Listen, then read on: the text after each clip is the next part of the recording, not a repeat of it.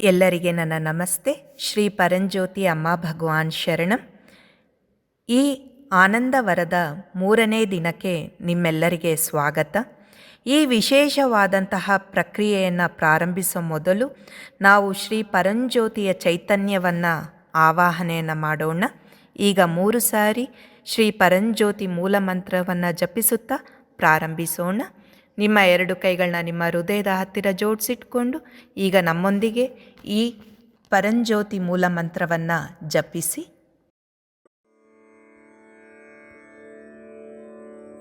ಓಂ ಶ್ರೀಂ ಸರ್ವದೇವ ಪರಂ ಕರುಣ ಪರಂ ಜ್ಯೋತಿ ನಮಃ.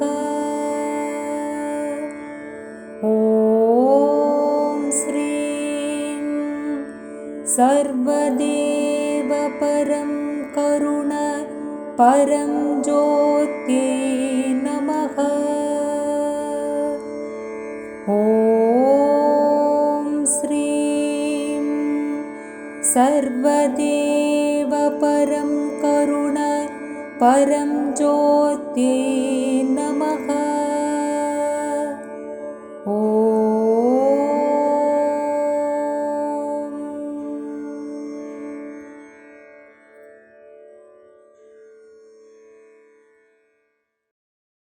ಇಂದಿನ ಬೋಧನೆಯನ್ನು ಕಲಿಯುವ ಮೂಲಕ ಶ್ರೀ ಪರಂಜ್ಯೋತಿ ಏಕತ್ವ ಸತ್ಸಂಗವನ್ನು ನಾವು ಮುಂದುವರಿಸೋಣ. ದೇವರು ನಿಮಗೆ ಪ್ರತಿಕ್ರಿಯಿಸಬೇಕೆಂದರೆ ಅವರೊಂದಿಗಿನ ನಿಮ್ಮ ಬಾಂಧವ್ಯ ಬಹಳ ಅವಶ್ಯಕತೆ. Bond is necessary for God to respond to you. ಈ ಬೋಧನೆಯನ್ನು ಅರ್ಥ ಮಾಡಿಕೊಳ್ಳಲು ನಾನು ನಿಮಗೆ ಒಂದು ಚಿಕ್ಕ ಕಥೆಯನ್ನು ಹೇಳ್ತೇನೆ, ಶ್ರದ್ಧೆಯಿಂದ ಕೇಳಿ. ಪಾಂಡವರು ವನವಾಸದಲ್ಲಿದ್ದಾಗ ಶ್ರೀಕೃಷ್ಣರು ಅವರನ್ನು ಭೇಟಿ ಮಾಡಲು ತುಂಬ ದೂರದಿಂದ ಬಂದಿರ್ತಾರೆ. ಅವರು ಬಂದಿದ್ದಾಗ ಶ್ರೀಕೃಷ್ಣನನ್ನು ಸ್ವಾಗತಿಸ್ತಾರೆ. ಭೀಮರು ಹೋಗಿ ಅವರ ಸ್ನಾನಕ್ಕಾಗಿ ಬಿಸಿ ನೀರನ್ನು ತಯಾರಿ ಮಾಡಲಿಕ್ಕೆ ಒಂದು ದೊಡ್ಡ ಮಡಿಕೆಯನ್ನು ಇಟ್ಟು ಒಲೆ ಹುರಿಯನ್ನು ಹಾಕ್ತಾರೆ. ಎಷ್ಟು ಹೊತ್ತಾದರೂ ಕೂಡ ಆ ನೀರು ಬಿಸಿನೇ ಆಗೋದಿಲ್ಲ. ಮಧ್ಯ ಮಧ್ಯದಲ್ಲಿ ದ್ರೌಪದಿ ಬಂದು ನೀರಿನಲ್ಲಿ ಕೈ ಇಟ್ಟು ನೋಡ್ತಾರೆ, ಬಿಸಿ ಆಯ್ತಾ ಅಂಥೇಳಿ ಬಿಸಿನೇ ಆಗಿರೋದಿಲ್ಲ. ಭೀಮರು ಇನ್ನೂ ಬಿಸಿ ಆಗ್ತಾಯಿಲ್ಲ ಅಂಥೇಳಿ ಇನ್ನೂ ಸೌದೆಗಳನ್ನ ಕಟ್ಟಿಗೆಗಳನ್ನ ಬೆಂಕಿ ಹಾಕಿ ಹೆಚ್ಚು ಮಾಡ್ತಾ ಇರ್ತಾರೆ. ಆದರೂ ಕೂಡ ನೀರು ಬಿಸಿ ಆಗೋದಿಲ್ಲ. ಇದನ್ನು ಆಶ್ಚರ್ಯವಾಗಿ ಪಾಂಡವರು ನೋಡಿ ಶ್ರೀಕೃಷ್ಣನ ಕಡೆ ತಿರುಗಿ ನೋಡಿ ಹೇಳ್ತಾರೆ, ಕೃಷ್ಣ, ಇದು ನಿನ್ನ ಲೀಲೆ, ಏನಾಗ್ತಾ ಇದೆ, ನೀನೇ ನಮಗೆ ವಿವರಿಸಿ ಹೇಳು ಅಂತ ಹೇಳಿದಾಗ ಶ್ರೀಕೃಷ್ಣವರು ನಗುತ್ತಾ ಹೇಳ್ತಾರೆ, ಆ ಮಡಿಕೆಯಲ್ಲಿರುವಂಥ ನೀರನ್ನೆಲ್ಲ ಹೊರಗಡೆ ಸುರೀರಿ ಅಂತ ಹೇಳ್ತಾರೆ. ಮಡಿಕೆಯಲ್ಲಿದ್ದಂಥ ನೀರನ್ನು ಹೊರಗೆ ಸುರಿದಾಗ ಒಳಗಡೆ ನೋಡ್ತಾರೆ, ಒಂದು ಚಿಕ್ಕ ಕಪ್ಪೆ ಕೃಷ್ಣ ಕೃಷ್ಣ ಅಂತೇಳಿ ಜಪ ಮಾಡ್ತಾ ಇರುತ್ತೆ. ಸಣ್ಣ ಕಪ್ಪೆ ಶ್ರೀಕೃಷ್ಣನನ್ನು ಬಿಸಿ ನೀರಿನಿಂದ ರಕ್ಷಿಸಲು ಮತ್ತು ಅದರ ಜೀವನ ಕಾಪಾಡಲು ಕೃಷ್ಣನಿಗಾಗಿ ಪ್ರಾರ್ಥಿಸ್ತಾ ಇರುತ್ತೆ. ದೇವರೊಂದಿಗೆ ಬಾಂಧವ್ಯ ಹೊಂದಿರುವ ಪ್ರತಿಯೊಬ್ಬ ಪ್ರಾಣಿಯ ಪ್ರತಿ ಪ್ರಾರ್ಥನೆಗೆ ದೇವರು ಪ್ರತಿಕ್ರಿಯಿಸುತ್ತಾರೆ. ದೇವರು ನಿಮಗೆ ಪ್ರತಿಕ್ರಿಯಿಸಲು ಒಂದು ಬಾಂಧವ್ಯ ಅವಶ್ಯಕತೆ ಇದೆ ಅಷ್ಟೆ. ನಾವು ನೇರ ಪ್ರತಿಕ್ರಿಯೆಯನ್ನು ಬಯಸಿದರೆ ನಾವು ದೇವರೊಂದಿಗೆ ಆಳವಾದ ಸಂಪರ್ಕ ಹೊಂದಬೇಕು ಅಥವಾ ಅವ್ರನ್ನ ಬಾಂಧವ್ಯದಲ್ಲಿ ಅವ್ರನ್ನ ಬಂಧಿಸಬೇಕು. ಸಣ್ಣ ಕಪ್ಪೆ ಶ್ರೀಕೃಷ್ಣನೊಂದಿಗೆ ಇದ್ದಂತೆ ಅದರ ಪ್ರಾರ್ಥನೆಗೆ ತಕ್ಷಣ ಉತ್ತರ ನೀಡಲಾಯಿತು. ಹಾಗೆ ನಾವು ಕೂಡ ಬಾಂಧವ್ಯದಲ್ಲಿ ದೇವರೊಂದಿಗೆ ಇರಬೇಕು. ಈ ದಿನ ಆನಂದವರದ ಪ್ರಕ್ರಿಯೆ 3ನೇ ದಿನ. ನಾವು ಇದರಲ್ಲಿ ಈಗ ಮುಂದೆ ಹೋಗೋಣ. ಇಂದು ನಾವು ಕರ್ಮಮಯ ಕೋಶವನ್ನು ನೋಡೋಣ. ನಾವು ಏನೇ ಮಾಡಿದ್ರೂ ಅಂತಿಮ ಫಲಿತಾಂಶ ನಮ್ಮ ಸಂತೋಷವಾಗಿರಬೇಕೆಂದು ನಾವೆಲ್ಲರೂ ಕೂಡ ಬಯಸ್ತಾ ಇದ್ದೀವಿ, ಹೌದಾ? ಜನರು ಸಂತೋಷವಾಗಿರಲು ವಿವಿಧ ಕಾರ್ಯಗಳನ್ನ ಸಾಧಿಸಲು ಪ್ರಯತ್ನಿಸುತ್ತಾರೆ. ಕೆಲವರು ಸಣ್ಣ ವಿಷಯಗಳಲ್ಲಿ ತೃಪ್ತಿ ಪಡುತ್ತಾರೆ. ಆದರೆ ಇನ್ನು ಕೆಲವರು ಸಂತೋಷಕ್ಕಾಗಿ ಬಹಳ ಸಾಧನೆಗಳನ್ನು ಮಾಡ್ತಾರೆ. ಸಂತೋಷದ ಜೀವನವನ್ನು ನಡೆಸುವುದು ಜೀವನದ ಉದ್ದೇಶ ಆಗಿದೆ ಎಲ್ಲರಿಗೆ. ಆದರೆ ನಾವು ಸಂತೋಷಕ್ಕೆ ಆದ್ಯತೆಯನ್ನು ನೀಡುತ್ತಾ ಇದ್ದೇವೆ ಅನ್ನೋದು ಒಂದು ಪ್ರಶ್ನೆ. ಪ್ರತಿಯೊಬ್ಬರೂ ಈ ಸಂತೋಷವನ್ನು ಹುಡುಕ್ತಾನೇ ಇದ್ದಾರೆ. ಕೆಲವರು ಐಶ್ವರ್ಯದಲ್ಲಿ, ಆರೋಗ್ಯದಲ್ಲಿ, ಬಾಂಧವ್ಯಗಳಲ್ಲಿ, ಇನ್ನು ಕೆಲವರು ಯಶಸ್ಸಿನಲ್ಲಿ ಸಂತೋಷವನ್ನು ಒಂದು ಆಂತರಿಕ ಭಾವನೆಯಾಗಿದೆ ಅವರಿಗೆ. ಅದು ನಿಮ್ಮ ಹೃದಯದೊಳಗೆ ಅನುಭವಿಸುತ್ತದೆ. ಅದು ಆಂತರಿಕ ಸ್ಥಿತಿಯಾಗಿದೆ. ಅಲ್ಲಿ ನೀವು ಉತ್ತಮ ನೆರವೇರಿಕೆಯನ್ನು ಅನುಭವಿಸುತ್ತೀರಿ. ನೀವು ಮುಕ್ತರಾಗಿದ್ದರೆ ನಿಮ್ಮ ಸ್ವಾಭಾವಿಕವಾಗೇ ನಿಮಗೆ ಅಪಾರವಾದಂತಹ ಅಥವಾ ಕಾರಣವಿಲ್ಲದೇ ಇರುವಂಥ ಸಂತೋಷವನ್ನು ನೀವು ಸಹಜವಾಗೇ ಅನುಭವಿಸುತ್ತೀರಿ. ಆದರೆ ನೀವು ಮುಕ್ತಿಯನ್ನು ಹೊಂದಿಲ್ಲ ಅಂದರೆ ಅವರು ಸಂತೋಷವನ್ನು ಸೃಷ್ಟಿಸಿಕೊಳ್ಳಬೇಕಾಗುತ್ತದೆ. ನಾವು ಕರ್ಮಮಯ ಕೋಶದಲ್ಲಿ ಕಲಿಯುತ್ತಿದ್ದೇವೆ. ಕರ್ಮವು ನಮ್ಮ ಆಲೋಚನೆ, ಮಾತು ಮತ್ತು ಕಾರ್ಯದ ಪರಿಣಾಮವಾಗಿದೆ. ಅದು ನಾವು ಅನುಭವಿಸುವ ಕರ್ಮದ ಫಲವಾಗಿರುತ್ತದೆ. ಕರ್ಮ fruit of thought, word, deed ಅಂತ ಹೇಳಬಹುದು. ಕರ್ಮ = ಕರ್ಮ ಸಿದ್ಧಾಂತ. ಕರ್ಮ ಸಿದ್ಧಾಂತದ ಪ್ರಕಾರ ನಾವು ಕರ್ಮವು ಸಕಾರಾತ್ಮಕವಾಗಿದ್ದಾಗ ನಾವು ಪುಣ್ಯವನ್ನು ಗಳಿಸಬಹುದು. ನಮಗೆ ಆಗುತ್ತಿರುವ ಒಳ್ಳೆಯ ಘಟನೆಗಳು, ಅದರ ಒಳಅರಿವು ನಮಗೆ ಇರುತ್ತದೆ. ಸಂತೋಷವಾಗಲು ಒಬ್ಬನು ಪುಣ್ಯವನ್ನು ಹೊಂದಿರಬೇಕು. ಈ ಪುಣ್ಯವು ಸಂತೋಷದ ಸ್ಥಿತಿಯಲ್ಲಿರಲು ನಮಗೆ ಸಹಾಯ ಮಾಡುತ್ತದೆ. ಶ್ರೀ ಅಮ್ಮ ಭಗವಾನರು ಹೇಳುತ್ತಾರೆ, ನಿಮಗೆ ನೀವೇ ಸೇವೆ ಮಾಡುವುದು ಸುಖ, ಇತರರಿಗೆ ನೀವು ಸೇವೆ ಮಾಡುವುದು ಸಂತೋಷ ಅಂತ ಹೇಳ್ತಾ ಇದ್ದಾರೆ.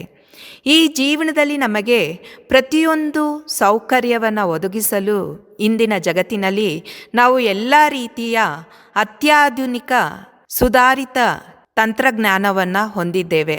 ಆದರೆ ಮನುಷ್ಯ ಇನ್ನೂ ಸಂತೋಷವಾಗಿಲ್ಲ. ನಾವು ಸಂತೋಷವಾಗಿರಲು ಶಾಶ್ವತವಾದಂತಹ ಸಂತೋಷವನ್ನು ಹುಡುಕ್ತಾ ಇದ್ದೀವಿ. ಇತರಿಗಾಗಿ ಸಹಾಯ ಮಾಡುವುದರಿಂದ ನಾವು ಪಡೆಯುವಂಥ ಸಂತೋಷ ಮತ್ತು ಸಂತೋಷವು ನಮಗಾಗಿ ಅಥವಾ ನಮ್ಮ ಕುಟುಂಬಕ್ಕಾಗಿ ಏನಾದರೂ ಮಾಡುವುದರಿಂದ ನಾವು ಪಡೆಯುವಂಥ ಆನಂದದಿಂದ ಬಹಳ ಭಿನ್ನವಾಗಿರುತ್ತದೆ. ಇತರರಿಗೆ ಸಹಾಯ ಮಾಡುವ ಮೂಲಕ ನಾವು ಅಗಾಧವಾದಂಥ ಸತ್ಕರ್ಮವನ್ನು ಪಡೆಯುತ್ತೇವೆ. ಅದು ಸಂತೋಷದ ಸ್ಥಿತಿಯಲ್ಲಿರಲು ಸಹಾಯ ಮಾಡುತ್ತದೆ. ಹಾಗೆಯೇ ಅದು ನಮ್ಮ ಜೀವನದಲ್ಲಿ ನಾವು ಬಯಸುವಂಥ ರೀತಿಯಲ್ಲಿ ಫಲವನ್ನು ನಾವು ಪಡೆಯಬಹುದು. ಅದು ಜೀವನದ ಇತರ ದೊಡ್ಡ ಸಾಧನೆಗಳಿಗಿಂತ ಹೊರಬಂದಿರುವ ಆಳವಾದ ಅರ್ಥವನ್ನು ನಾವು ಪಡೆಯಬಹುದು. ನೀವು ಇತರರಿಗೆ ಸಹಾಯ ಮಾಡಲು ಪ್ರಾರಂಭಿಸಿದಾಗ ಅದು ನಿಮ್ಮ 5 ಪ್ರೋಗ್ರಾಮ್ಗಳ ಬಗ್ಗೆ ಪರಿಣಾಮ ಬೀರುತ್ತದೆ. ಅದು ನಿಮ್ಮ ಆಸೆಗಳನ್ನು ಪೂರೈಸಲು ಬಹಳ ಅವಶ್ಯಕವಾಗಿದೆ. ಒಬ್ಬರು ಇತರರಿಗೆ ಸಹಾಯವನ್ನು ಮಾಡಿದಾಗ ಅವರ ಹೃದಯ ವಿಕಸಿತವಾಗುತ್ತದೆ. ಈ ಸೇವೆಯನ್ನು ಮಾಡುವವನು ಸಹಾಯವನ್ನು ಪಡೆಯುವವನು ಮತ್ತು ಈ ಸೇವೆಗೆ ಸಾಕ್ಷಿಯಾಗುವವನು. ಅವರ ಕಾರ್ಯಕ್ರಮಗಳು ಬದಲಾಯಿಸಬಹುದು. ಸೇವೆ ಮಾಡುವುದರಿಂದ ಅದು ನಿಮ್ಮ ಜೀವನದ ಬಗ್ಗೆ ನಿಮ್ಮ ಗ್ರಹಿಕೆಗಳಲ್ಲಿ ಸ್ಪಷ್ಟವಾಗಿ ಬದಲಾವಣೆಯನ್ನು ತರುತ್ತದೆ. 4 ಮುಖ್ಯ ಪುರುಷಾರ್ಥಗಳಲ್ಲಿ ಧರ್ಮದಿಂದಲೇ ಪ್ರಾರಂಭವಾಗುತ್ತದೆ. ಧರ್ಮದ ವ್ಯಾಖ್ಯಾನಗಳಲ್ಲಿ ಒಂದು ಇನ್ನೊಬ್ಬರಿಗೆ ಸಹಾಯ ಮಾಡುವ ಗುಣವಾಗಿದೆ.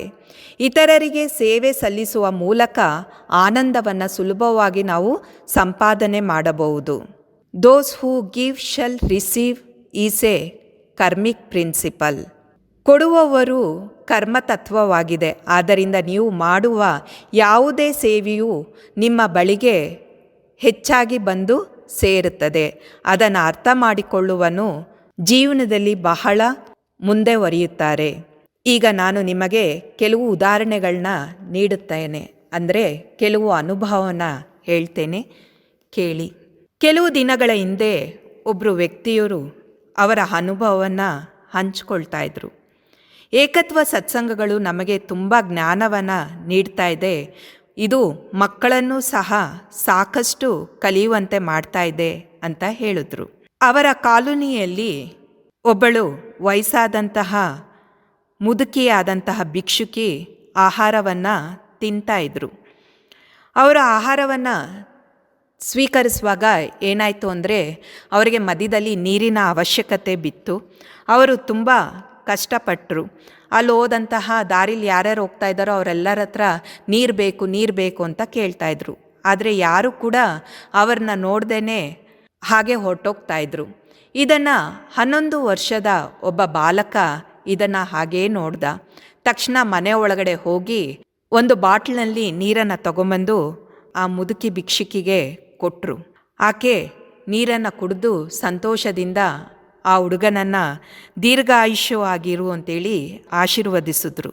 ಹುಡುಗ ತುಂಬ ಸಂತೋಷದಿಂದ ಮನೆ ಒಳಗಡೆ ಹೋದ ತಕ್ಷಣ ಇದನ್ನು ತಾಯಿಯನ್ನು ನೋಡಿ, ಅಮ್ಮ ನಿನ್ನ ಹತ್ರ ಎಷ್ಟೊಂದು ಚಪ್ಪಲಿಗಳಿದೆ ಅಲ್ವಾ, ಎಷ್ಟೊಂದು ಜೊತೆ ಚಪ್ಪಲಿಗಳಿದೆ ಅಲ್ವಾ, ಒಂದು ಜೊತೆ ಚಪ್ಪಲಿಯನ್ನು ಕೊಡಮ್ಮ ಅಂತೇಳಿ ತಾಯಿ ಹತ್ರ ಚಪ್ಪಲಿಯನ್ನು ಇಸ್ಕೊಂಡು ಓಡಿ ಬಂದು ಆ ಮುದುಕಿ ಕೊಟ್ಬಿಟ್ಟು ಆ ಅಜ್ಜಿಗೆ ಕೊಟ್ಬಿಟ್ಟು ಹೇಳಿದ್ರು, ನೀನು ಇದನ್ನು ಹಾಕೊಳ್ಳಿ, ನಿಮಗೆ ಚಪ್ಪಲಿ ಇಲ್ಲ ಅಲ್ವಾ, ಇದನ್ನು ನೀವು ಹಾಕೊಳ್ಳಿ ಅಂತೇಳಿ ಕೊಟ್ಬಿಟ್ಟು ಅಲ್ಲಿಂದ ಹೋದರು. ಆ ಭಿಕ್ಷುಕಿಗೆ ತುಂಬ ಆನಂದವಾಗಿ ಆ ಮಗುವನ್ನು ಇನ್ನೂ ಆಶೀರ್ವಾದ ಮಾಡಿದ್ರು. ಇದನ್ನು ಅವರ ತಂದೆ ತಾಯಿ ತುಂಬ ಕುತೂಹಲದಿಂದ ನೋಡ್ತಾಯಿದ್ರು. ಅವರ ಹುಡುಗ ಮನೆಗೆ ಬಂದ ತಕ್ಷಣ ಹೇಳಿದ್ರು, ನಿನಗೆ ಈ ಸಹಾಯ ಮಾಡುವಂತಹ ಜ್ಞಾನವನ್ನು ನಿನಗೆ ಯಾರು ಕೊಟ್ಟರು ಅಂತ ಕೇಳಿದ್ರು. ಆಗ ಆ ಹುಡುಗ ನಗ್ತಾ ಹೇಳಿದ್ರು, ಪ್ರತಿದಿನ ಅಮ್ಮ ಭಗವಾನರು ಜ್ಞಾನದಲ್ಲಿ ಇದನ್ನೇ ಅಲ್ವಾ ಹೇಳ್ತಾ ಇರೋದು, ಇನ್ನೊಬ್ಬರಿಗೆ ಸಹಾಯ ಮಾಡಬೇಕು ಅಂತ ಹೇಳಿದ್ರು. ಇದನ್ನು ಕೇಳಿದ ತಕ್ಷಣ ತಂದೆ ತಾಯಿ ಕಣ್ಣಲ್ಲಿ ನೀರು ಬಂತು. ಅವ್ರು ಅಂದ್ಕೊಂಡ್ರು, ಅವರೊಳಗಡೆ ಒಂದು ಭಯ ಆಯಿತು. ಏನು ಭಯ ಅಂತಂದರೆ, ನನ್ನ ಮಗ ದೊಡ್ಡವನಾದ್ಮೇಲೆ ನಮ್ಮನ್ನು ನೋಡ್ಕೊಳ್ತಾರೋ ಇಲ್ಲೋ ಅನ್ನೋ ಭಯ ಆಯಿತು. ಈ ಘಟನೆಯಿಂದ ಏನಾಯಿತು ಅಂದರೆ ಅವರಿಗೆ ನೆಮ್ಮದಿ ಆಯಿತು. ಓಹೋ, ನಮಗೆ ವಯಸ್ಸಾದರೂ ನಮ್ಮ ಮಗ ನಮ್ಮನ್ನು ಚೆನ್ನಾಗಿ ನೋಡ್ಕೊಳ್ತಾರೆ ಅನ್ನೋ ಒಂದು ನಂಬಿಕೆ, ವಿಶ್ವಾಸ ಅವರೊಳಗಡೆ ಬಂತು.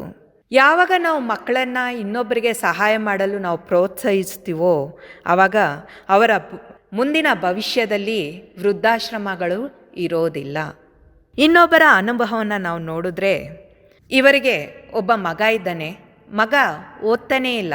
ಇವರು ಎಷ್ಟು ಹೇಳ್ಕೊಟ್ರು ಕೂಡ ಅವ್ರಿಗೆ ಆಸಕ್ತಿನೇ ಇಲ್ಲ ಓದೋದ್ರಲ್ಲಿ. ಇವರಿಗೆ ತುಂಬ ನೋವಾಯಿತು. ಮಗ ಈ ರೀತಿ ಇದ್ದರೆ ಮುಂದೆ ಏನು ಮಾಡ್ತಾನೆ ಅನ್ನೋದು ಇವರಲ್ಲಿ ಒಂದು ಚಿಂತನೆ ಆಯಿತು. ಈ ಚಿಂತನೆಗೆ ಒಳಗಾದಾಗ ಇನ್ನೊಬ್ಬರು ಬಂದು ಅವರಿಗೆ ಇನ್ನೊಬ್ಬರಿಗೆ ಸಹಾಯ ಮಾಡುವಂತೆ ಹೇಳಿದಾಗ ಇವರು ಅವನ ಮಗನ ಹೆಸರಲ್ಲಿ ಬಡ ಮಕ್ಕಳಿಗೆ ಪುಸ್ತಕಗಳನ್ನ, ಪೆನ್ನು, ಸಮವಸ್ತ್ರಗಳನ್ನ ಮತ್ತು ಕೆಲವು ಮಕ್ಕಳನ್ನು ಆರಿಸ್ಕೊಂಡು 3 ವರ್ಷಕ್ಕೆ ತಕ್ಕಂತೆ ಅವರಿಗೆ ಏನೇನು ಅವಶ್ಯಕತೆ ಇದೆಯೋ ಓದಲಿಕ್ಕೆ ಅವರು ಸಹಾಯ ಮಾಡಿದ್ರು. ಈ ಸಹಾಯ ಮಾಡಿದಾಗಲಿಂದ ಏನಾಯಿತು ಅಂದರೆ ಆಟೋಮೆಟಿಕ್ಕಾಗಿ ಇವನ ಮಗ ಚೆನ್ನಾಗಿ ಓದಲಿಕ್ಕೆ ಪ್ರಾರಂಭ ಮಾಡಿದ್ರು. ಇವರಿಗೆ ಗೊತ್ತಿಲ್ಲದೇ ಮಗ ಚೆನ್ನಾಗಿ ಓದಲಿಕ್ಕೆ ಶುರು ಮಾಡಿದ್ರು. ಹಾಗೆ ಇನ್ನೊಬ್ಬರ ಅನುಭವನ ನಾವು ನೋಡಿದ್ರೆ, ಇವರು ಹಳ್ಳಿಯಲ್ಲಿದ್ದಾರೆ. ಸೊ ಮಗಳು ಪರೀಕ್ಷೆ ಬರಿಬೇಕು. ಅವರು ಊರಿನಲ್ಲಿ ಹೋಗಿ ಪರೀಕ್ಷೆ ಬರಿಬೇಕಲ್ಲ. ಇವ್ರಿಗೆ ಯಾರ ಮನೇಲಿದ್ದು ಮಗಳನ್ನು ಓದಿಸ್ಬೇಕು ಅಂತೇಳಿ ಅರ್ಥ ಆಗಲಿಲ್ಲ. ಆಗ ಒಬ್ಬರು ಪೋಷಕರು ಬಂದು ಹೇಳಿದ್ರು, ನೀವು ಯಾಕೆ ಯೋಚನೆ ಮಾಡ್ತೀರಾ, ನಿಮ್ಮ ಮಗಳಿಗೆ ಎಕ್ಸಾಮ್ ಟೈಮಲ್ಲಿ ನಮ್ಮ ಮನೆಗೆ ಕಳಿಸಿ ಅವ್ರು ಓದ್ಕೊಳ್ಳಿ ಅಂತ ಹೇಳಿದ್ರು. ಇವ್ರಿಗೆ ತುಂಬ ಖುಷಿ ಆಯಿತು. ಸೊ ಆ ಸಮಯದಲ್ಲಿ ಮಗಳನ್ನು ಎಕ್ಸಾಮ್ ಟೈಮಲ್ಲಿ ಅವ್ರ ಮನೆ ಕಳಿಸಿ ಅವರು ಪರೀಕ್ಷೆಯಲ್ಲಿ ಚೆನ್ನಾಗಿ ಉತ್ತೀರ್ಣರಾಗಿ ಮಾರ್ಕ್ಸನ್ನು ತಗೊಂಡ್ರು. ಅದೇ ರೀತಿ ಇವರ ಮಗಳು ಕೂಡ ಯಾರು ಇನ್ನೊಬ್ಬರಿಗೆ ಸಹಾಯ ಮಾಡಿದ್ರೋ ಅವ್ರ ಮಗಳು ಕೂಡ ಹೊರಗಡೆ ಹೋಗಿ ಓದಬೇಕಾದಂಥ ಪರಿಸ್ಥಿತಿ ಬಂತು. ಮಗಳು ಅಗ್ರಿಕಲ್ಚರಲ್ಲಿ PG ಮಾಡಬೇಕಾದಂತಹ ಅವಶ್ಯಕತೆ ಬಂತು. ಸೊ ಅವರು ಕೂಡ ಯೋಚನೆ ಮಾಡ್ತಾಯಿದ್ರು, ಈಗ ನಮ್ಮ ಮಗಳನ್ನ ಎಲ್ಲಿ ಕಳಿಸೋದು ಅಂತೇಳಿ. ಆ ಸಮಯದಲ್ಲಿ ಒಬ್ಬರು ಅಮ್ಮ ಭಗವಾನರ ಭಕ್ತರಾದಂಥವರು ಅವ್ರ ಹತ್ರ ಬಂದು, ನೀವು ಯಾಕೆ ಯೋಚನೆ ಮಾಡ್ತೀರಾ, ನಮ್ಮ ಮನೆ ಕಳಿಸಿ, ನಿಮ್ಮ ಮಗಳು ಓದ್ಕೊಂಡು ಎಕ್ಸಾಮ್ ಬರೆದು ಬರಲಿ ಅಂತೇಳಿ ಅವರಿಗೆ ಸಹಾಯವನ್ನು ನೀಡಿದ್ರು. ಸೊ ಈ ರೀತಿ ಅವರು ಇನ್ನೊಬ್ಬರಿಗೆ ಸಹಾಯ ಮಾಡಿದಾಗ ಅವರ ಮಗಳಿಗೆ ಇನ್ನೊಬ್ಬರು ಸಹಾಯ ಮಾಡಿದ್ರು. ಇವರು ರಾಜ್ಯ ಮಟ್ಟದಲ್ಲಿ ಸ್ಟೇಟ್ ರ್ಯಾಂಕನ್ನು ಪಡೆದರು. ಹೀಗೆ ನಾವು ಇನ್ನೊಬ್ಬರಿಗೆ ಸಹಾಯ ಮಾಡಿದಾಗ ಆ ಪುಣ್ಯಗಳು ನಮ್ಮ ಜೀವನದಲ್ಲಿ ಅನೇಕ ಪಟ್ಟಾಗಿ ಬಂದು ಸೇರುತ್ತೆ. ಇನ್ನೊಬ್ಬರು ಕೂಡ ಇವರು ಫ್ಯಾಮಿಲಿಯಾಗಿ ಟ್ರಿಪ್ಪಲ್ಲಿ ಹೊರಗಡೆ ಹೋಗಿ ಬರ್ತಾ ಇದ್ದಂಥ ಸಮಯದಲ್ಲಿ ಇವರ ಕಾರಿಗೆ ಆಕ್ಸಿಡೆಂಟ್ ಆಗಿ ಇವರೆಲ್ಲರೂ ಕೂಡ ಜ್ಞಾನ ತಪ್ಪಿದ್ರು. ಆ ಸಮಯದಲ್ಲಿ ಒಬ್ಬರು ಬಿಸ್ನೆಸ್ ಮ್ಯಾನು ಅವರು ಅದೇ ದಾರಿಲಿ ಬರಬೇಕಾದ್ರೆ ಇವ್ರನ್ನ ನೋಡಿ, ಇವರೆಲ್ಲರೂ ಕೂಡ ಪ್ರಜ್ಞೆ ತಪ್ಪಿರೋದನ್ನು ನೋಡಿ ಇವ್ರನ್ನೆಲ್ಲ ಕರ್ಕೊಂಡೋಗಿ ಹತ್ತಿರದಲ್ಲಿರುವಂಥ ಒಂದು ಹಾಸ್ಪಿಟ್ಲಲ್ಲಿ ಇವ್ರನ್ನ ಸೇರಿಸಿದ್ರು. ಅವರಿಗೆ ಜ್ಞಾನ ಬಂದಾಗ ಈ ವ್ಯಕ್ತಿಗೆ ಕೃತಜ್ಞತೆಯನ್ನು ಸಲ್ಲಿಸಿದ್ರು. ಸ್ವಲ್ಪ ದಿನಗಳಾದಮೇಲೆ ಒಂದು 2 ತಿಂಗಳಾದಮೇಲೆ ಇವರು ಮತ್ತು ಇವರ ಬಾಸ್ ಬೇರೆ ಊರಿಗೆ ಯಾವುದೋ ಕೆಲಸಕ್ಕಾಗಿ ಹೋಗಿದ್ದರು. ಹೋಗಿ ಬರಬೇಕಾದ್ರೆ ಕಾಡಿನ ಮಧ್ಯದಲ್ಲಿ ಇವರು ಡ್ರೈವ್ ಮಾಡ್ಕೊಂಡು ಬರ್ತಾಯಿದ್ರು. ಬರುವಂಥ ಸಮಯದಲ್ಲಿ ಇದ್ದಕ್ಕಿದ್ದಂಗೆ ಇವರು ವೆಹಿಕಲ್ಲು ಸ್ಟಾಪ್ ಆಗೋಯ್ತು. ಅಲ್ಲಿ ಸುತ್ತಮುತ್ತ ಯಾರೂ ಇಲ್ಲ ಇವರನ್ನ ಕರ್ಕೊಂಡೋಗ್ಲಿಕ್ಕೆ. ನಿರ್ಜನವಾದಂತಹ ಪ್ರದೇಶ ಅದು. ಸೊ ಇವರು ಅದೇ ಯೋಚನೆ ಮಾಡಬೇಕಾದ್ರೆ ಇದ್ದಕ್ಕಿದ್ದಂಗೆ ಒಬ್ಬರು ಟ್ರ್ಯಾಕ್ಟರ್ ಮತ್ತು ಟ್ರ್ಯಾಕ್ಟರ್ ಡ್ರೈವರು ಬಂದು ಅಲ್ಲಿ ಇವ್ರ ಮುಂದೆ ನಿಂತ್ಕೊಂಡು, ಬನ್ನಿ ನಾವು ನಿಮಗೆ ಸಹಾಯ ಮಾಡ್ತೀನಿ ಅಂತೇಳಿ ಇವರ ಗಾಡಿಯನ್ನು ಟ್ರ್ಯಾಕ್ಟರ್ಗೆ ದಾರ ಕಟ್ಕೊಂಡು ಎಳ್ಕೊಂಡು ಕಾಡಿನಿಂದ ಹೊರಗೆ ಕರ್ಕೊಂಬಂದು ಬಿಟ್ಬಿಟ್ಟು ಅವರು ಹೊರಟೋಗ್ಬಿಟ್ರು. ಇವರಿಬ್ಬರು ಕಾರಿನಿಂದ ಹೊರಗೆ ಬಂದು ಅವರಿಗೆ ಕೃತಜ್ಞತೆಯನ್ನು ಸಲ್ಲಿಸಬೇಕು ಅಂತ ನೋಡ್ತಾರೆ. ಅಲ್ಲಿ ಟ್ರ್ಯಾಕ್ಟರು ಇಲ್ಲ, ಆ ಡ್ರೈವರು ಇಲ್ಲ. ಆ ಸಮಯದಲ್ಲೇ ಮಳೆ ಬಿದ್ದು ಭೂಮಿ ಒದ್ದೆ ಆಗಿತ್ತು, ಮಣ್ಣಿನ ರೋಡ್ ಇತ್ತು. ಎಲ್ಲೋಯ್ತು ಟ್ರ್ಯಾಕ್ಟರು ಅಂಥೇಳಿ ಕೆಳಗಡೆ ಮಣ್ಣಿನಲ್ಲಿ ನೋಡಿದಾಗ ಆ ಟ್ರ್ಯಾಕ್ಟರ್ನ ಟೈರ್ ಗುರುತು ಕೂಡ ಇರಲಿಲ್ಲ. ಅವರಿಗೆ ಆಶ್ಚರ್ಯ ಆಯಿತು. ಈಗ ಹಾಗೆ ನೀವು ಕೂಡ ಕಣ್ಣು ಮುಚ್ಚಿ ಅವಲೋಕನೆಯನ್ನು ಮಾಡಿ, ನೀವು ನಿಮ್ಮ ಆನಂದವನ್ನು ಪಡೆಯಲು ಯಾವ ರೀತಿ ನೀವು ಸೇವೆಯನ್ನು ಮಾಡಬೇಕು ಅಂದ್ಕೊಳ್ತಾ ಇದ್ದೀರಾ, ಇತರರಿಗೆ ಯಾವ ರೀತಿ ನೀವು ಸೇವೆ ಮಾಡಬೇಕು ಅಂದ್ಕೊಳ್ತಾ ಇದ್ದೀರಾ, ಅದನ್ನು ಈಗ ನೀವು ಕಂಡಿಡಿರಿ. ಈಗ ಆನಂದದ ಧ್ಯಾನವನ್ನು ಮಾಡೋಣ. ನಿಮ್ಮ ಕಣ್ಣುಗಳನ್ನ ಮುಚ್ಚಿ ಆರಾಮವಾಗಿ ಕುಳಿತುಕೊಳ್ಳಿ. ನಿಮ್ಮ ಉಸಿರಾಟದ ಬಗ್ಗೆ ಅರಿವು ಮೂಡಿಸುತ್ತಾ ನೀವು ನಿಧಾನವಾಗಿ ಆಳವಾಗಿ ಉಸಿರನ್ನು ಒಳಗೆ ತಗೊಂಡು ಹೊರಗೆ ಬಿಡಿ. ನೀವು ಬಹಳ ಸಂತೋಷವಾದಂಥ ಸಮಯ, ನೀವು ಯೋಗಕ್ಷೇಮವಾಗಿದ್ದಂಥ ಸಮಯ, ಅದನ್ನು ಆಲೋಚಿಸಿ. ಸುಂದರವಾದ ನೀವು ಸ್ಥಳದಲ್ಲಿದ್ದಾಗ, ಇಲ್ಲ ನಿಮ್ಮ ಉತ್ತಮವಾದ ಸ್ನೇಹಿತರೊಂದಿಗೆ ಇದ್ದಾಗ ನಿಮಗೆ ಯಾವ ಅನುಭವ ಆಗಿತ್ತೋ ಅದನ್ನು, ಆ ಚಿತ್ರವನ್ನು ಹಾಗೆ ಮನಸ್ಸಿನ ಮುಂದೆ ತಗೊಂಡು ಬನ್ನಿ. ಆ ಸಮಯದಲ್ಲಿ ವಾತಾವರಣ ಯಾವ ರೀತಿ ಇತ್ತು, ನೀವು ಒಬ್ಬರೇ ಆಗಿರ್ಬೋದು, ಇಲ್ಲ ಇನ್ಯಾರ ಜೊತೆಯಲ್ಲಿ ಇರ್ಬೋದು. ಆ ದೃಶ್ಯವನ್ನು ಹಾಗೆ ನೆನಪಿಸಿಕೊಳ್ಳಿ. ನಿಮ್ಮ ದೇಹದಲ್ಲಿ ಏನಾಯಿತು ಆ ಸಮಯದಲ್ಲಿ? ಹಗುರವಾಗಿತ್ತಾ? ನೀವು ಎನರ್ಜಿಟಿಕ್ ಆಗಿದ್ರಾ?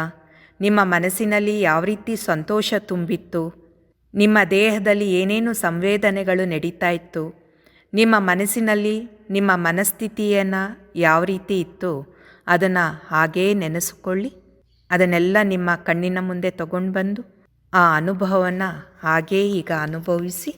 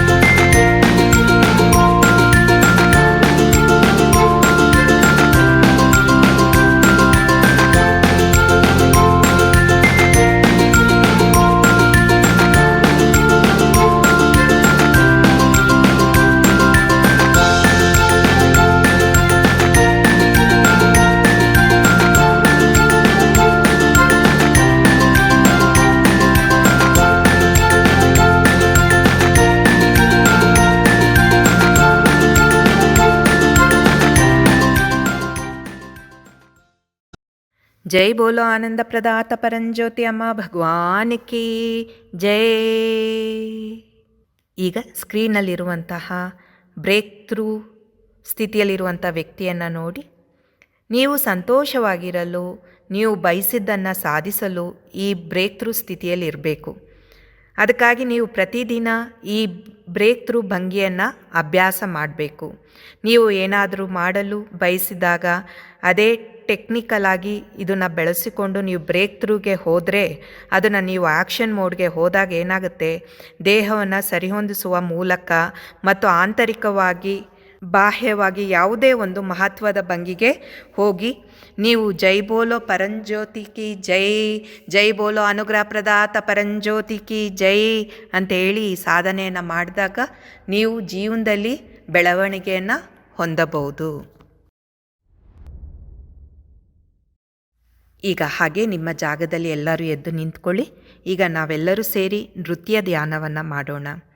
ಅನುಗ್ರಹವನ್ನು ಪಡೆಯಲು ಒಬ್ಬರು ಸಂತೋಷವಾದಂತಹ ಸ್ಥಿತಿಯಲ್ಲಿರಬೇಕು. ಈ ನೃತ್ಯ ಧ್ಯಾನದಲ್ಲಿ ನೀವು ಭಾಗವಹಿಸಿದಾಗ ನಿಮಗೆ ಆ ಸಂತೋಷದ ಸ್ಥಿತಿಗೆ ಹೋಗಲಿಕ್ಕೆ ಸಾಧ್ಯ ಆಗುತ್ತೆ. ನಿಮ್ಮ ಪ್ರಜ್ಞೆಯ ಮಟ್ಟವೂ ಕೂಡ ಇದು ಹೆಚ್ಚು ಮಾಡುತ್ತದೆ. ಸೊ ಈಗೆಲ್ಲರೂ ಕೂಡ ಸ್ಕ್ರೀನ್ನಲ್ಲಿ ನೋಡ್ತಾ ನೃತ್ಯ ಧ್ಯಾನವನ್ನು ಮಾಡೋಣ.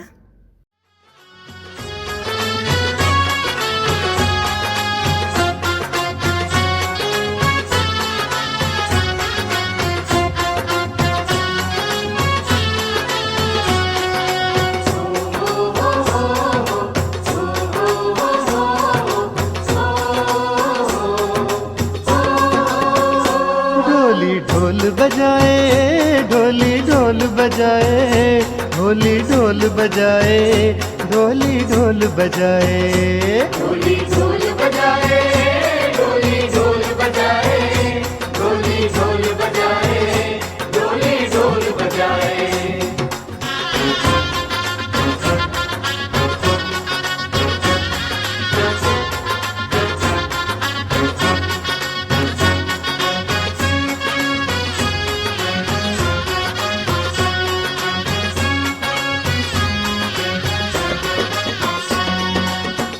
वस्त्र और पंकज लोचन प्रेम सदा बरसाए, ढोली ढोल बजाए, ढोली ढोल बजाए, ढोली ढोल बजाए, ढोली ढोल बजाए.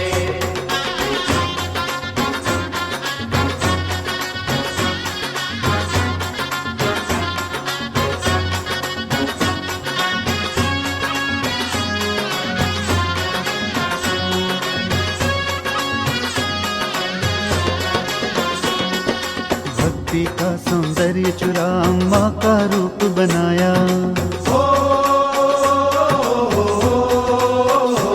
ढोली ढोल बजाए, ढोली ढोल बजाए, ढोली ढोल बजाए, ढोली ढोल बजाए.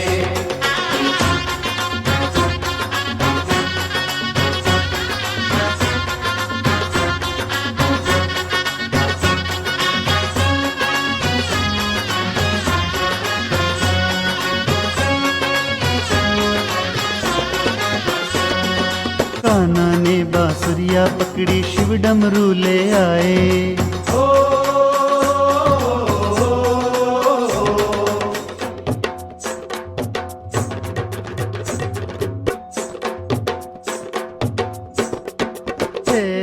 ढोली ढोल बजाए, ढोली ढोल बजाए, ढोली ढोल बजाए, ढोली ढोल बजाए, ढोली ढोल बजाए, ढोली ढोल बजाए, ढोली ढोल बजाए, ढोली ढोल बजाए.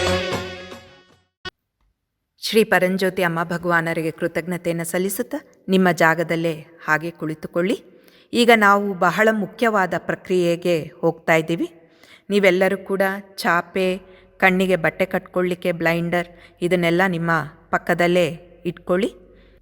ಈ ಪ್ರಕ್ರಿಯೆಗೆ ಹೋಗೋ ಮುಂಚೆ ಕೆಲವು ಮಾಹಿತಿಗಳನ್ನ ನಾವು ನೋಡೋಣ. ಈ ದಿನದ ಆನಂದವರದ ಪ್ರಕ್ರಿಯೆ 24 ಗಂಟೆ ನಮ್ಮ ಕನ್ನಡ ಯೂಟ್ಯೂಬ್ ಚಾನಲ್ನಲ್ಲೇ ಇರುತ್ತೆ. ಯಾರ್ಯಾರು ಮಿಸ್ ಮಾಡ್ಕೊಂಡಿದ್ದಾರೆ ಅವರಿಗೆ ಇದನ್ನು ನೋಡಲಿಕ್ಕೆ ನೀವು ಹೇಳಬಹುದು, ಅವ್ರನ್ನ ಭಾಗವಹಿಸೋ ಹಾಗೆ ನೀವು ಮಾಡ್ಬೋದು. ನಾಳೆ ಸಾಯಂಕಾಲ ಇದೇ ಸಮಯಕ್ಕೆ ಮುಕ್ತಿ ಮೋಕ್ಷ ವರ ಇರುತ್ತೆ. ಅದರಲ್ಲಿ ಭಾಗವಹಿಸಿ ನಿಮ್ಮ ಮುಕ್ತಿ ಚೈತನ್ಯವನ್ನು ಬೆಳೆಸಿಕೊಳ್ಳಬಹುದು. ಈ ಆನಂದವರ ಪ್ರಕ್ರಿಯೆ ಬರುವ ಬುಧವಾರದವರೆಗೆ ಇರುತ್ತೆ. ಯಾರು ಇದನ್ನು ಮಿಸ್ ಮಾಡಿಕೊಳ್ಬೇಡಿ. ಇನ್ನೂ ಹೆಚ್ಚು ಜನರಿಗೆ ಇದರಲ್ಲಿ ಭಾಗವಹಿಸೋ ಹಾಗೆ ನೀವು ಮಾಡಿ. ಏಪ್ರಿಲ್ 25ನೇ ತಾರೀಕು ನಮ್ಮ ಶ್ರೀ ಪ್ರೀತಿಯ ಭಗವಾನರಿಂದ ಮುಕ್ತಿ ಮೋಕ್ಷ ಯಜ್ಞ ಇರುತ್ತೆ. ಇದರಲ್ಲಿ ಭಾಗವಹಿಸಿ ನೀವು ಜ್ಞಾನ ಮತ್ತು ಅನುಗ್ರಹವನ್ನು ಪಡೆಯಬಹುದು. ಮೇ 2ನೇ ತಾರೀಕು ಶ್ರೀ ಪ್ರೀತಾಜಿಯವರಿಂದ ಫ್ಲೋ ಮ್ಯಾನಿಫೆಸ್ಟ್ ಕ್ಲಾಸ್ ಇದೆ, ಇದರಲ್ಲೂ ಕೂಡ ಭಾಗವಹಿಸಬಹುದು. ಈಗ ಮುಂದೆ ನಡೆಯುವಂತಹ ಪ್ರಕ್ರಿಯೆ ಬಗ್ಗೆ ತಿಳಿದುಕೊಳ್ಳೋಣ. ಅಚೇತನವು ಪರಂಜ್ಯೋತಿಗೆ ಪ್ರವೇಶ ದ್ವಾರವಾಗಿದೆ.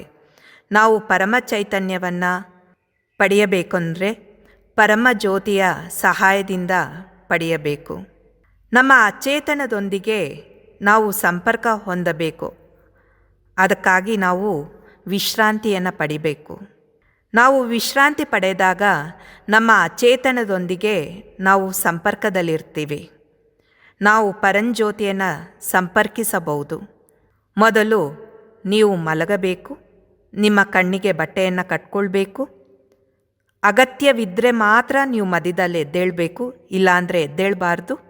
ನಿಮ್ಮ ದೇಹವನ್ನು ಸಂಪೂರ್ಣವಾಗಿ ವಿಶ್ರಾಂತಿಯನ್ನು ಪಡೆಯಲು ಆ ಪರಂಜ್ಯೋತಿಯೊಂದಿಗೆ ನೀವು ಪ್ರಾರ್ಥಿಸಬೇಕು.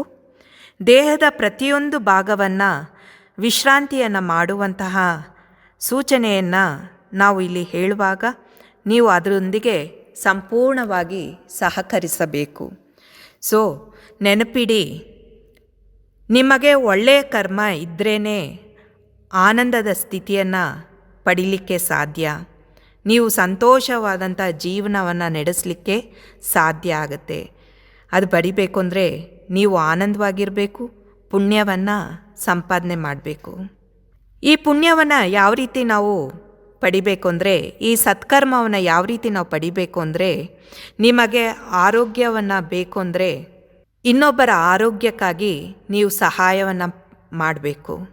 ನಿಮಗೆ ಐಶ್ವರ್ಯ ಬೇಕು ಅಂದರೆ ಇನ್ನೊಬ್ಬರಿಗೆ ಐಶ್ವರ್ಯಕ್ಕಾಗಿ ಸಹಾಯ ಮಾಡಬೇಕು. ವಿಶ್ರಾಂತಿಯ ನಂತರ ಬಹಳ ಮುಖ್ಯವಾದ ಪ್ರಾರ್ಥನೆ ಇರುತ್ತೆ. ನೀವು ಎಷ್ಟು ಕಲ್ಪನೆಯನ್ನು ಮಾಡ್ಕೊಳ್ತೀರೋ ಆ ಸಮಯದಲ್ಲಿ ಅದು ನಿಮಗೆ ಅನುಗ್ರಹ ರೂಪದಲ್ಲಿ ಬಂದು ಸೇರುತ್ತೆ. ನೀವು ಕಲ್ಪನೆ ಮಾಡಿಕೊಳ್ಬೇಕು, ನೀವು ನಿಮ್ಮ ಕೈಲಾದಷ್ಟು ಜನರಿಗೆ ಅನ್ನದಾನವನ್ನು ಮಾಡ್ತಿರೋ ಹಾಗೆ, ವಸ್ತ್ರದಾನವನ್ನು ಮಾಡ್ತಿರೋ ಹಾಗೆ, ಅನಾಥರಿಗೆ ಅಧ್ಯಯನಕ್ಕೆ ಸಹಾಯ ಮಾಡುವ ಹಾಗೆ, ನೀವು ಏನನ್ನು ಪಡಿಬೇಕು ಅಂದ್ಕೊಳ್ತಿದ್ದೀರೋ ಅದನ್ನೇ ನೀವು ಇನ್ನೊಬ್ಬರಿಗೆ ಸಹಾಯ ಮಾಡ್ತಿರೋ ಹಾಗೆ ನೀವು ಕಲ್ಪನೆಯನ್ನು ಮಾಡಿಕೊಂಡಾಗ, ಆ ಶಕ್ತಿಯುತವಾದಂಥ ಕಲ್ಪನೆಯನ್ನು ನೀವು ಮಾಡಿದಾಗ ಅವಾಗೇನಾಗುತ್ತೆ ಅಂದರೆ ನೀವು ಒಳ್ಳೆಯ ಕರ್ಮವನ್ನು ಗಳಿಸ್ತೀರಿ. ಇದರಿಂದ ಈ ಕಲ್ಪನೆಯಿಂದ ಶ್ರೀ ಪರಂಜ್ಯೋತಿಯು ಕೂಡ ನಿಮಗೆ ಅವೆಲ್ಲವೂ ಕೂಡ ಸಿಗ್ತಿರೋ ಹಾಗೆ ನಿಮಗೆ ಆಶೀರ್ವಾದವನ್ನು ಪಡೆಯುತ್ತೀರಿ. ಆ ಸಮಯದಲ್ಲಿ ನೀವು ನಿಮ್ಮ ಮನಸ್ಪೂರ್ವಕವಾಗಿ ನಿಮ್ಮ ಪೂರ್ಣ ಹೃದಯದಿಂದ ನೀವು ಪ್ರಾರ್ಥಿಸಿದಾಗ ನಿಮ್ಮ ಕೋರಿಕೆಗಳು ನೆರವೇರುತ್ತೆ. ನೀವು ಸಂತೋಷವಾಗಿ ಆನಂದವಾಗಿ ಜೀವನ ನಡೆಸೋ ಹಾಗೆ ಕೂಡ ನಿಮಗೆ ಅನುಗ್ರಹ ಬಂದು ಸೇರುತ್ತೆ. ಸೊ ಈಗ ಹಾಗೆ ಎಲ್ಲರೂ ಕೂಡ ಕಣ್ಣು ಮುಚ್ಚಿ ನಾವು ಹೇಳೋದನ್ನು ಅದೇ ರೀತಿ ನೀವು ಮಾಡ್ತಾ ಹೋಗ್ತೀರಿ. ಈಗ ಹಾಗೆ ಚಾಪೆ ಮೇಲೆ ನೀವು ಶವಾಸನಕ್ಕೆ ಹೋಗ್ತೀರಿ. ನಿಮ್ಮ ದೇಹದ ಬಗ್ಗೆ ನಿಮಗೆ ಗೊತ್ತು. ಕಾಲು,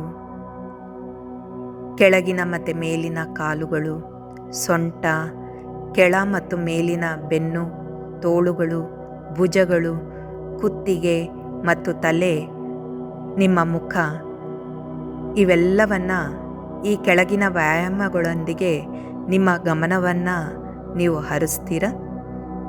ಇಲ್ಲಿ ನಾವು ವಾಕ್ಯಗಳನ್ನ ಹೇಳಬೇಕಾದ್ರೆ ನೀವು ಕೂಡ ನಮ್ಮೊಂದಿಗೆ ಈ ವಾಕ್ಯಗಳನ್ನ ಪುನರ್ವರ್ತಿಸ್ತೀರಿ.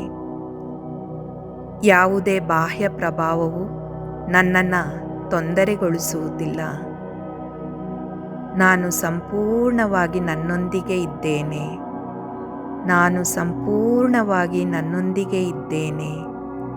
ನಾನು ಸಂಪೂರ್ಣವಾಗಿ ನನ್ನೊಂದಿಗೆ ಇದ್ದೇನೆ.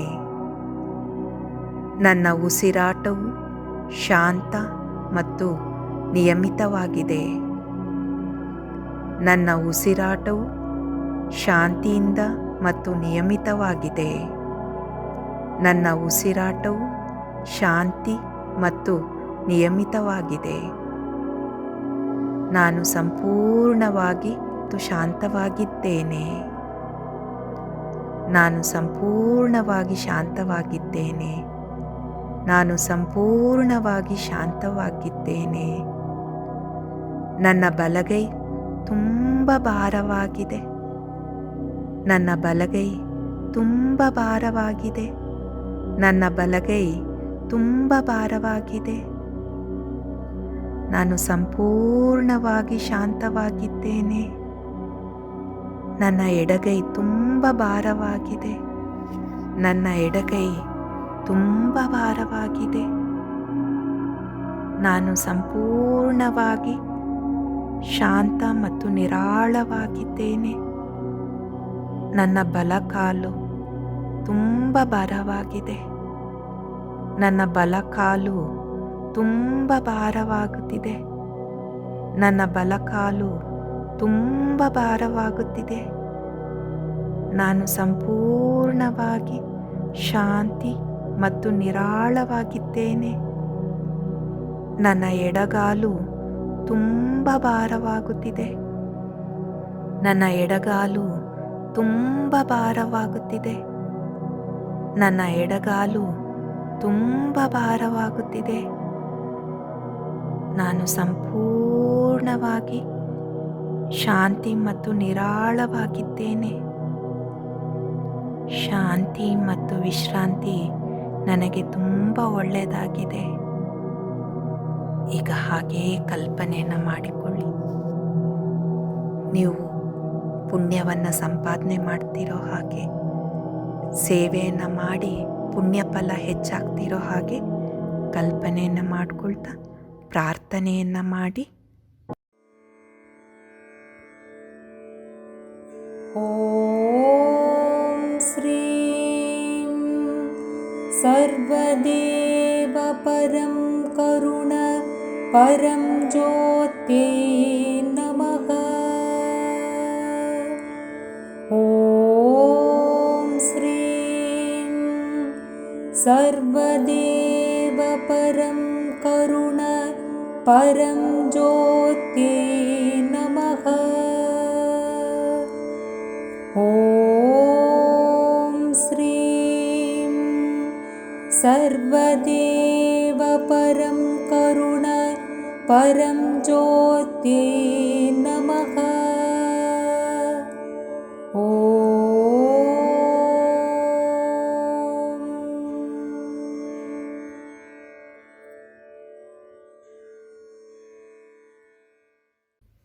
ಈಗ ಹಾಗೆಯೇ ಪ್ರಾರ್ಥನೆಯನ್ನು ಮಾಡ್ತಾ ಕಲ್ಪನೆಯನ್ನು ಮಾಡಿಕೊಳ್ಳಿ. ಆ ಶ್ರೀ ಪರಂಜ್ಯೋತಿ ನಿಮಗೆ ಸತ್ಕರ್ಮವನ್ನು ಸಂಪಾದನೆ ಮಾಡುವಂತಹ ಚೈತನ್ಯವನ್ನು ನಿಮ್ಮಲ್ಲಿ ಕೊಟ್ಟಿರೋ ಹಾಗೆ, ಆ ಆಶೀರ್ವಾದ ನೀವು ಪಡ್ತಿರೋ ಹಾಗೆ ನೀವು ಎಷ್ಟೋ ಜನರಿಗೆ ಸೇವೆಯನ್ನು ಮಾಡಿ ಆ ಸತ್ಕರ್ಮ ಸಂಪಾದನೆ ಮಾಡ್ತಿರೋ ಹಾಗೆ ಮೊದಲು ಪ್ರಾರ್ಥನೆಯನ್ನು ಮಾಡ್ತಾ ನಂತರ ಕಲ್ಪನೆಯನ್ನು ಮಾಡಿಕೊಳ್ತೀರಿ.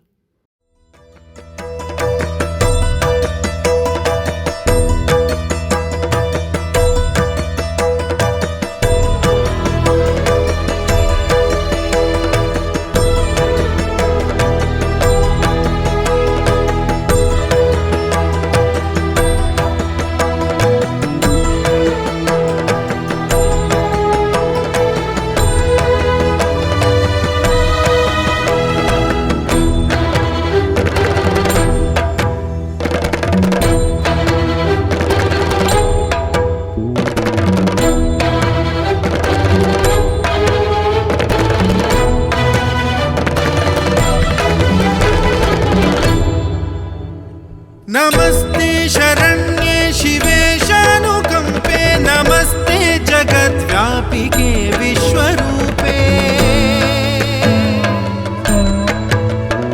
नमस्ते जगद्वन्द्य पादारविन्दे, नमस्ते जगत्तारिणी त्राहि दुर्गे, नमस्ते जगच्चिन्त्यमानस्वरूपे, नमस्ते महायोगिनी ज्ञानरूपे, नमस्ते नमस्ते सदानन्दरूपे, नमस्ते जगत्तारिणी त्राहि दुर्गे. ಈಗ ಹಾಗೆ ಶಾವಾಸನದಲ್ಲಿ ಇರ್ತೀರಿ. 21 ನಿಮಿಷ ಇರ್ಬೋದು, ಇಲ್ಲ ಅದಕ್ಕಿಂತ ಹೆಚ್ಚಾಗಿರ್ಬೋದು. ಎಷ್ಟೊತ್ತಾಗುತ್ತೋ ಅಷ್ಟು ಹಾಗೇ ಶವಾಸನದಲ್ಲೇ ನೀವು ಮಲಗಿರ್ತೀರಿ. ಎಲ್ಲರಿಗೆ ನನ್ನ ನಮಸ್ತೆ. ಶ್ರೀ ಪರಂಜ್ಯೋತಿ ಅಮ್ಮ ಭಗವಾನ್ ಶರಣಂ.